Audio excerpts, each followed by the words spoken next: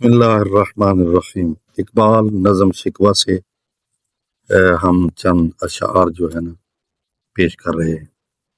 رنگ گردوں کا ذرا دیکھ تو انابی ہے، تو انابی ہے، یہ نکلتے ہوئے سورج کی افق تابی ہے۔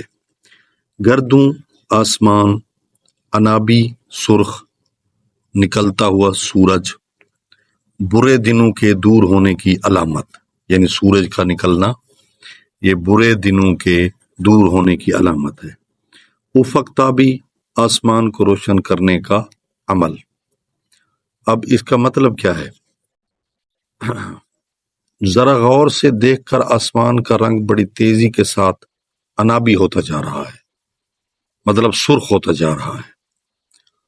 اب یہ جو آسمان کا رنگ شاعر کہتے ہیں سرخ ہوتا جا رہا ہے، یہ تو ایک تشبیہ ہے۔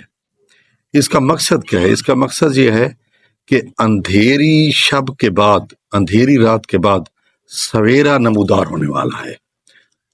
یعنی اندھیری رات سے مراد ہے مصیبت ختم ہونے والی ہے، برے دن ختم ہونے والے ہیں، اور ایک خوشی کی نوید سنائی دینے والی ہے، اچھے دن آنے والے ہیں، ٹھیک ہے، قوم کو کامیابی ملنے والی ہے۔ ظاہر ہے کہ یہ طلوع آفتاب کے آثار پیدا ہونے لگے ہیں۔ امتیں گلشن ہستی میں ثمر چیدہ بھی ہیں اور محروم ثمر بھی ہیں، خزاں دیدہ بھی ہیں۔ امتیں، امت کی جمع ہے امتیں، گلشن ہستی سے مراد ہے اس دنیا میں، ثمر چیدہ پھل پانے والی، پھل چننے والی۔ شاعر کہتا ہے کہ اس دنیا میں، اس کائنات میں ایسی امتیں بھی ہیں جنہوں نے پھل چنے ہیں، جنہوں نے اپنی کوشش اور محنت کے ثمرات حاصل کیے ہیں، ٹھیک ہے۔ دوسرے شعر بند میں فرمایا محروم ثمر بھی ہے، یعنی ثمر سے محروم بھی ہیں، ثمر سے محروم بھی ہیں، پھل سے محروم بھی ہیں، اور خزاں دیدہ بھی ہیں، یعنی خزاں بھی ان کا مقدر رہا ہے۔ ایسی قومیں بھی گزری ہیں جن کو اپنی محنت کا پھل ملا ہے، اور ایسی قومیں بھی گزری ہیں جو اپنے پھل سے محروم رہی ہیں اور خزاں ہمیشہ ان کا مقدر رہا ہے۔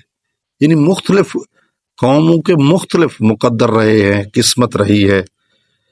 شاعر اس شعر میں قوموں کی قسمت کے فیصلے بتا رہے ہیں۔ سینکڑوں نخل ہیں کاہیدہ بھی بالیدہ بھی ہیں، سبحان اللہ، کیا خوبصورت شاعری ہے اقبال کی، اور کیا خوبصورت تشبیہات لے کر آتے ہیں، اور حقیقت، نہ کوئی افسانہ ہوتا ہے، نہ کوئی ایسی بات ہوتی ہے جو ایسے خیالی پلاؤ ہو، نہیں، بلکہ حقیقت قرآن اور حدیث کے مطابق اس میں ادب بھی ہوتا ہے، حقیقت بھی ہوتی ہے، تعمیری سوچ بھی ہوتی ہے، سب چیزیں ہوتی ہیں۔ سینکڑوں نخل ہیں، نخل کہتے ہیں کھجور کو، کاہیدہ بھی، کاہیدہ کے معنی مرجھائے ہوئے، بالیدہ بھی کے معنی جو پھل دینے والے ہیں۔ کاہیدہ اور بالیدہ یہ ایک دوسرے کے متضاد ہیں، ٹھیک ہے۔ سینکڑوں بطن چمن میں ابھی پوشیدہ بھی ہیں۔